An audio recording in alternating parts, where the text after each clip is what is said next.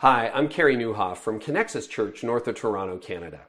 Have you noticed how rapidly everything's changing in the world right now and how disappointing and disorienting that can be? I mean, you probably got a friend who had one set of views on key issues a few years ago and has an entirely different set of views today and is announcing them angrily and publicly, and probably a few years from now will change his mind again.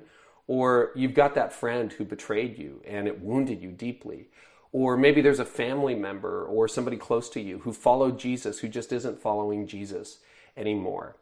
And the world can be a very disappointing place. And it's in a context very similar to ours that Isaiah, the prophet, steps before the people of God and announces in Isaiah 40, verse 8, "The grass withers and the flowers fade, but the word of our God stands forever."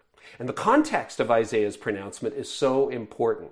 He is saying that chapter 40 opens decades after the people of Israel have been put into exile. They were conquered by the Assyrians, they ended up in Babylon, and they can't go to temples. So the first 39 chapters of Isaiah, the people of God are at home. They can worship. And now they're in a foreign land, and they don't know whether they can trust God anymore. And Isaiah says, yes, you can, because empires wither and cultures fade, but the word of our God stands forever.